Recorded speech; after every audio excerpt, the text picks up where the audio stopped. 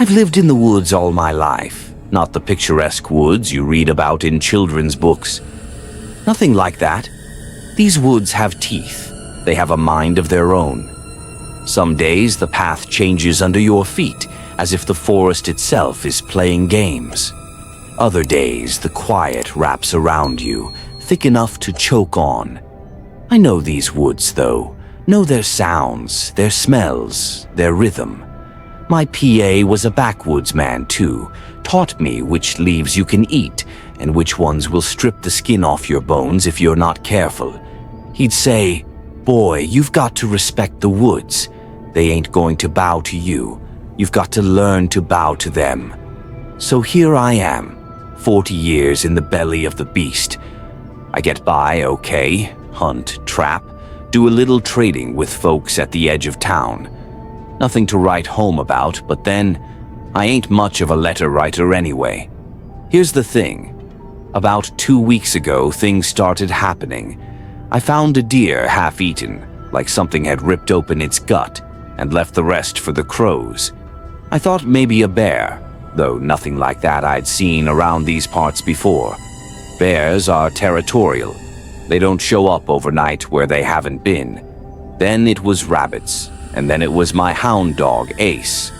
Let me tell you, a man forms a bond with a good hunting dog. You live hand and paw out here. To find him, well, let's just say I haven't slept right since. Whatever it is, it's big, strong, and smart, like it's figuring me out, toying with me. My traps keep getting tripped, but the bait's gone. One time, I swear the trap was turned around, laid open right there in the path, like it was laughing at me. I took to sleeping in shifts, rifle by my side, even while I dozed. I don't doze so well anymore. It ain't natural, the pressure like a string pulled taut, just waiting to snap. The other night, things got real. I was up late stoking the fire. It was one of those still nights, not even the crickets making a peep. Then it hit me. It was too quiet. The silence thickened like something was out there holding its breath. I grabbed my rifle and eased over to the window, just a slit between the logs where I could peek out. No moon, just the stars and the firelight making shadows dance on the trees. But I saw it, at the edge of the clearing, taller than a man, not quite a man, fur thick and dark, head misshapen like a man who'd been smooshed and stretched all wrong. Muscle-bound too, rippling under that mangy fur. It was hard to see clearly in the darkness, but it felt like it saw me, like those eyes were burning right through the wall. I held my breath. The damned gun felt heavy in my suddenly sweaty hands. Then it moved, dropped to all fours like a big sick dog, and shot off faster than anything I've ever seen, crashing through the underbrush like it weren't even there. I swear the ground shook. I slept with the rifle across my chest that night, and still do. I don't know what it is out there or what it wants, but it's got me spooked. My PA told me stories once about things living in the dark heart of the woods, old tales mostly meant to scare a kid into behaving. I thought they were just stories, but now I'm not so sure. The stillness is the worst part. I've got no idea when it might strike again. I leave a lantern by the door now, hoping the light keeps it away. Sometimes on those long nights, I swear I feel it out there, watching, waiting. Heard something the other day, not close, not yet at least. It sounded like a scream but stretched and wrong, like a man but not. It echoed off the hills and sent shivers down my spine. I'm starting to think I'm not alone in these woods anymore. The problem is, I might only find out for sure when it's too late. The last few days have been a blur. The sound of that scream still rings in my ears. I tried telling myself an animal made that noise, maybe a bobcat, a mountain lion, but deep down I know that wasn't right. Nothing in these woods sounded like that, and now even the bird song has gone silent. I decided it was time to move. Can't stay put and wait for whatever it is to come get me. I've got to take the fight to it somehow.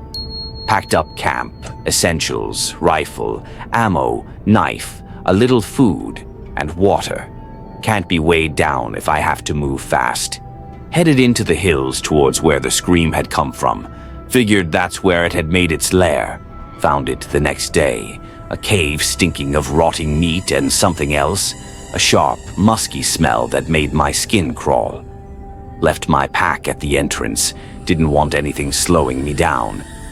Took a deep breath and stepped inside. It was dark. I could feel the damp stone, hear the faint echo of water dripping, and heard movement. A rasping breath right in front of me. Instincts took over. I threw myself back, rifle coming up, fired blind into the darkness. A roar shook the cave, deafening. I scrambled back, hit the cave wall, dropped the rifle and didn't stop to pick it up. Turned and ran for the entrance. Heart pounding, fit to burst out of my chest. Sunlight blinded me. I tripped, hit the ground hard and didn't get up. I lay there, chest heaving, the taste of copper in my mouth, waiting for it to drag me back into the darkness. When it didn't, I dared to look back. The cave entrance gaped black and empty. Had I imagined it all? Had the isolation played tricks on my mind? But when I stumbled back down the hill, hands scraped raw and bleeding, I knew the truth. That night I made it back to town. Didn't bother sneaking around this time. Walked right down Main Street, ragged and wild-eyed, barged into the sheriff's office. They took one look at me, sat me down, gave me coffee, and listened. Sheriff Thompson never doubted me. He'd seen enough out here to know there are things that can't be explained. He'd heard rumors, too, whispers about something big in the hills, old stories mostly dismissed. Took a team back to the cave with me the next day. Found my rifle, found some blood, not human. Found scraps of fur, matted and stinking. Took it all back to the lab. Folks ran their tests and said the blood and fur didn't match anything they'd ever seen. They didn't say it couldn't be real, though. News got out. The town's been on edge ever since. Some armed themselves, some packed up and left, and some didn't change a thing, stubborn as ever.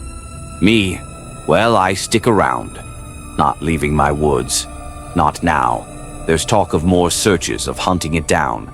I stay out of it, mostly. I know better than to hunt what hunts you. Sometimes at night I still hear it, a distant howl that cuts through the dark. Reminds me of what's out there, reminds me I'm lucky to still be out here. Folks sometimes ask me what it was. I just shrug and say I saw something big. Some of the old-timers nod and say, maybe, just maybe, it's Bigfoot. Some stories, they just don't die.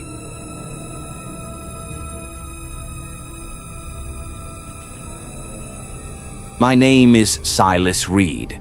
It was August 1st, 2009, and living off the grid in Wyoming wasn't all sunshine and solitude. Sure, the lack of neighbors was a perk, but fresh produce deliveries were a 4-hour trek down a dirt road that turned into a mudslide whenever it rained. In Wyoming, rain wasn't frequent, but when it did come, it made up for lost time. That Thursday started like any other. I woke to the persistent chirping of a blue jay outside my window, brewed a strong pot of coffee, and sat on the porch overlooking a vast expanse of nothing. The only sounds were the wind whistling through the tall pines and the distant rumble of a freight train on the tracks several miles away. It was peaceful, the kind of quiet city folk paid good money for during weekend getaways. Me, I got it for free, along with the responsibility of fixing my own leaky pipes and shoveling myself out of snowdrifts. The peace shattered around noon. A guttural screech echoed through the valley, long and mournful, unlike anything I'd ever heard before. It sent shivers down my spine and made the hairs on the back of my neck stand on end. I grabbed my binoculars, the one concession to modern technology I allowed myself, and scanned the tree line. Nothing. The screech came again, closer this time, and a primal fear, The same fear I hadn't felt since camping as a kid with my dad, and hearing a mountain lion nearby flooded my system.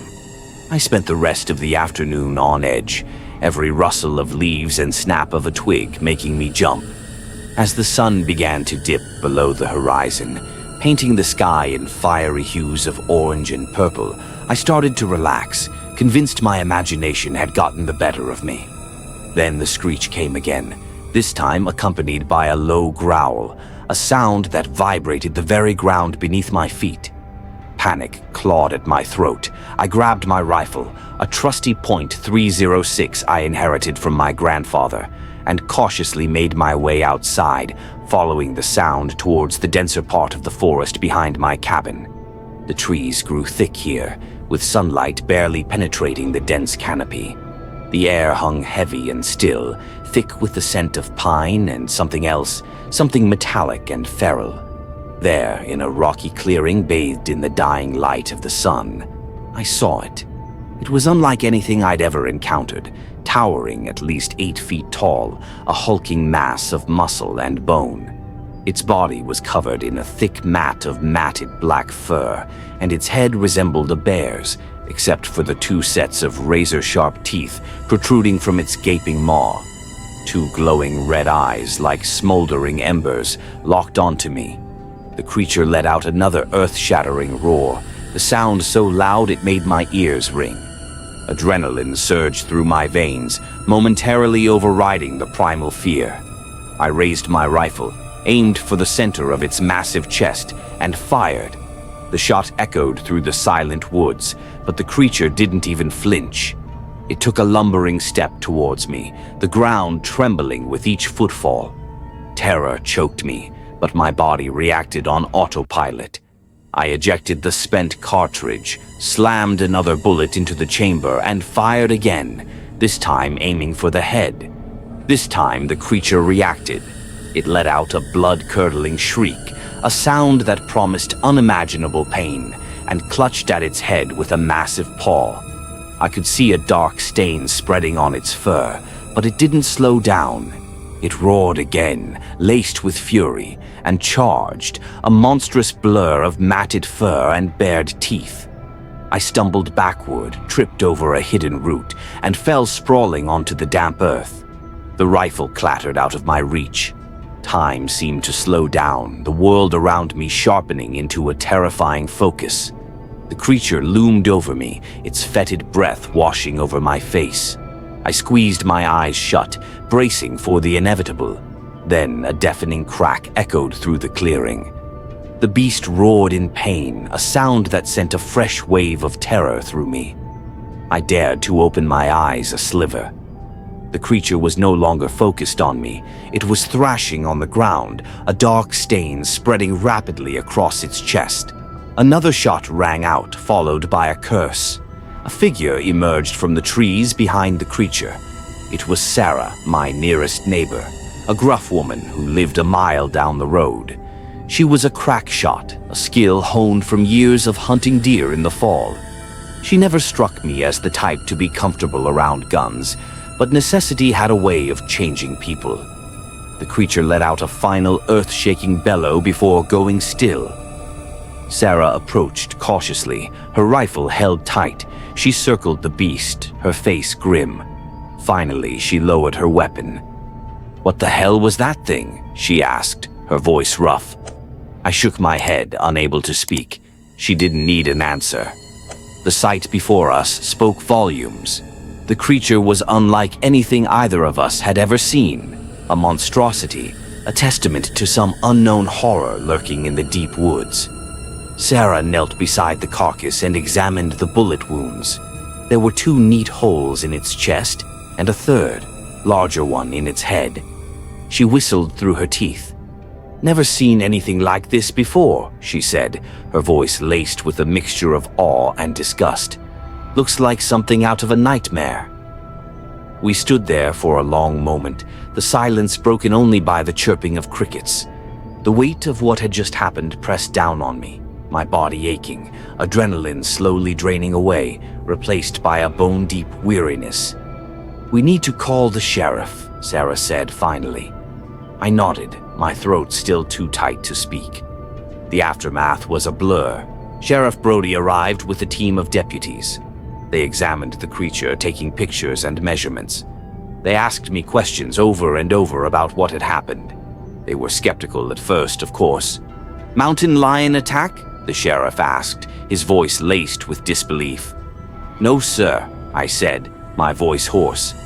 "It wasn't a mountain lion. I've seen plenty of those.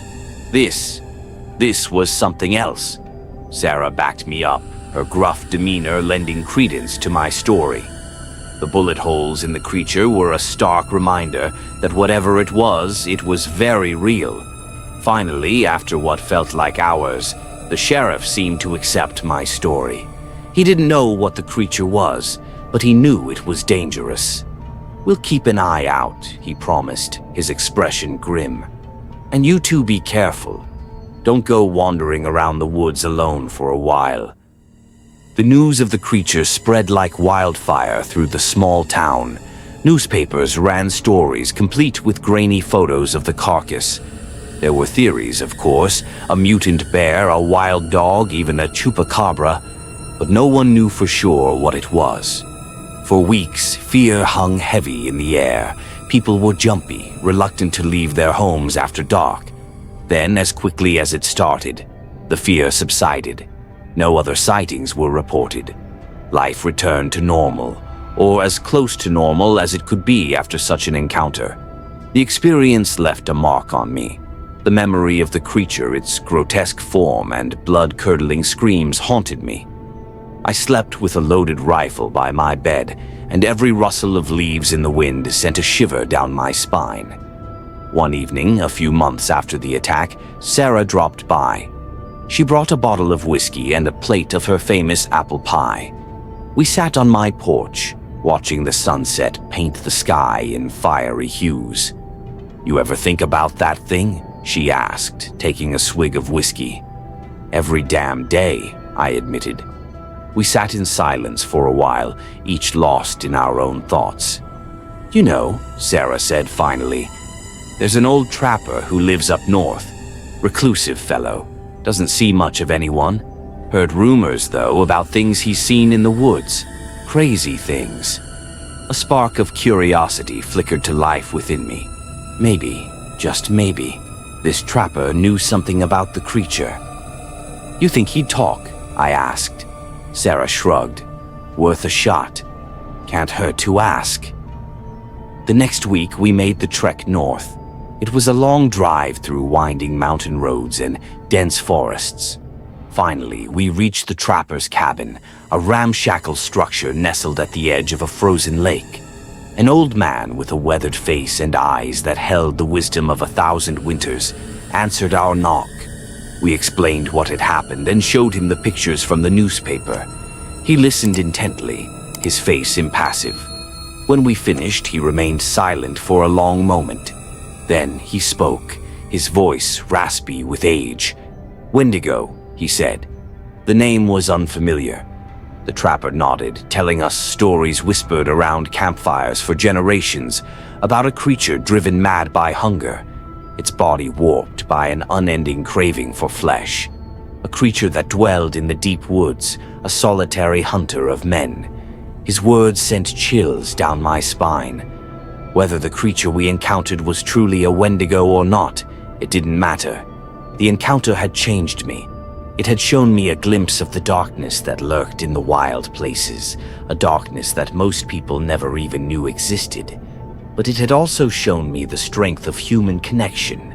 Sarah, my gruff neighbor, had become my lifeline in those dark weeks after the attack. And the trapper, a solitary man living on the fringes of society, had offered a piece of knowledge, a whisper of understanding in the face of the unknown. As we drove away from the trapper's cabin, the sun sinking low in the sky, a strange sense of peace settled over me. The creature, the Wendigo, might still be out there, but I wasn't alone.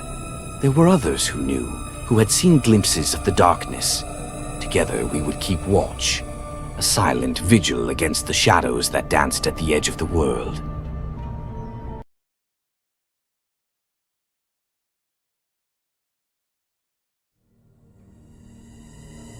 My name is Toe Black Elk, and what I'm about to tell you happened to me back in 1984.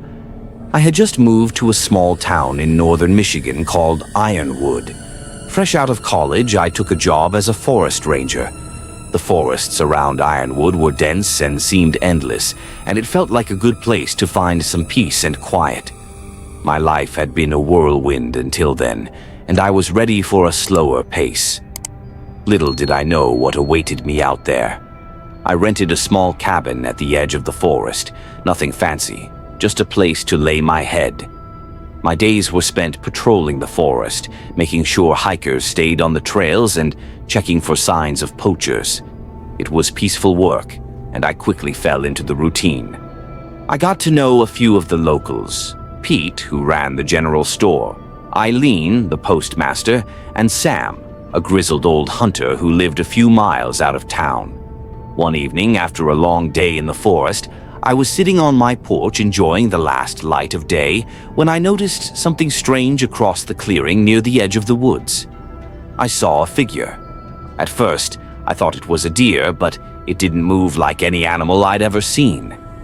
It was tall and lanky, almost humanoid, but not quite right. I watched it for a few minutes, but it didn't move. It just stood there staring back at me. Eventually, the light faded, and I couldn't see it anymore. I chalked it up to shadows playing tricks on me and went inside. The next morning, I told Sam about it. He just laughed and said, "Welcome to the Northwoods, son.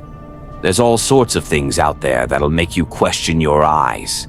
I laughed it off, but there was something in Sam's eyes that told me he wasn't just joking. A few weeks went by without incident. I continued my patrols, and the strange figure faded from my mind. Then, one afternoon, while hiking a seldom-used trail, I came across something disturbing. The ground was torn up, trees had been clawed, and there were deep gashes in the bark. It looked like a bear had been through, but the claw marks were too high up, higher than any bear could reach. I felt a chill run down my spine, but shook it off and headed back to town. That evening, I met up with Sam at the local bar. After a few beers, I told him about the claw marks. His face grew serious, and he leaned in close. "Listen, Toa," he said. "There are things out there in those woods that we don't understand. I've seen tracks, heard sounds that no animal should make. You need to be careful out there." I laughed nervously, trying to brush it off, but his words stuck with me. Over the next few days, I couldn't shake the feeling that I was being watched. I'd catch glimpses of movement out of the corner of my eye, but when I turned, there was nothing there. One night, I was awoken by a loud crash outside my cabin. I grabbed my flashlight and rifle and went to investigate. The air was cold and still, and the moon cast an eerie light over the clearing. I moved slowly, scanning the area, but saw nothing. Just as I was about to head back inside, I heard a low, guttural sound coming from the trees. I froze, my heart pounding in my chest. The sound grew louder and closer, and then I saw it, the figure from before, standing at the edge of the woods, watching me. I raised my rifle, but it didn't move. It just stood there, staring. I could see now that it was humanoid, but its proportions were all wrong. It had long, spindly arms and legs, and its eyes glowed with a faint, unnatural light. I fired a shot over its head, hoping to scare it off, but it didn't flinch. Instead, it let out a chilling screech and disappeared into the trees. I didn't sleep that night, and the next day I went straight to the sheriff's office. Sheriff Morton was a no-nonsense kind of guy, but even he looked concerned when I told him what I'd seen. He promised to send a couple of deputies to check the area, but I could tell he didn't really believe me. Over the next few days, things got worse. I found dead animals near my cabin, torn apart in ways that no normal predator would. I started carrying my rifle with me everywhere, even inside the cabin. One night, I woke up to find my front door open. I knew I had locked it. My heart racing, I swept the cabin with my flashlight, but nothing was out of place. I shut the door and locked it again, but I didn't sleep a wink. The next day, I called in sick and drove out to Sam's place. I needed answers. When I got there, I found his front door ajar and the place in shambles.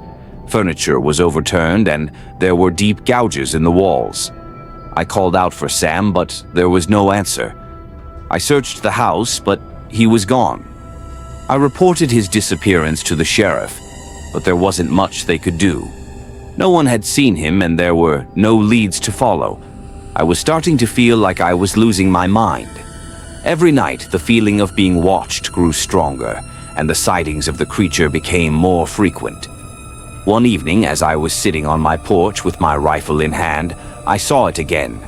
This time, it was closer, standing at the edge of the clearing.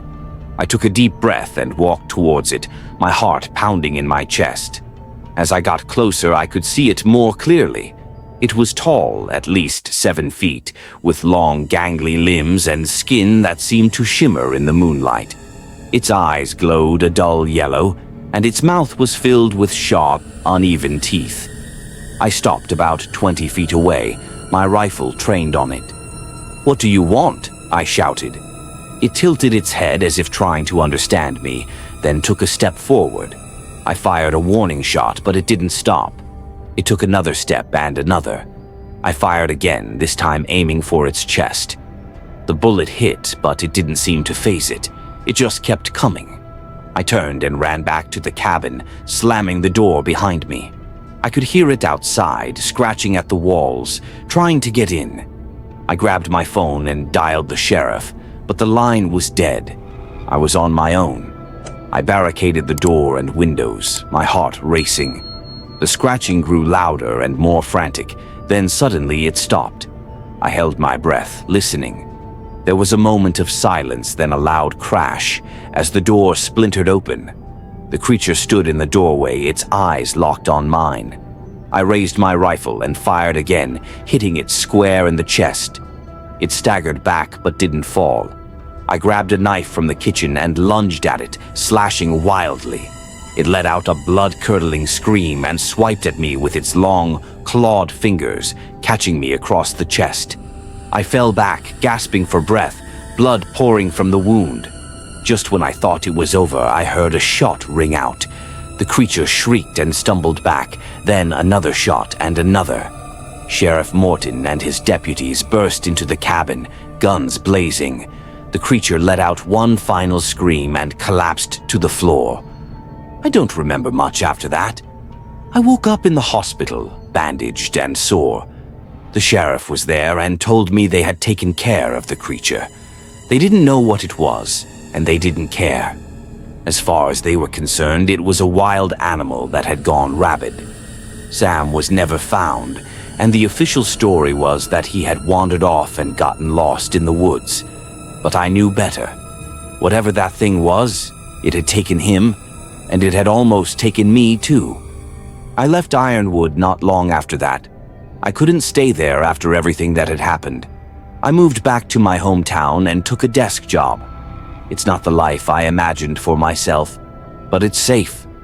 Every now and then I think about going back, trying to find out what that creature was, but then I remember the fear, the feeling of being watched, and I know I can never go back.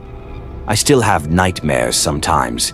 I see those glowing eyes, hear that screeching sound. I wake up in a cold sweat, my heart pounding.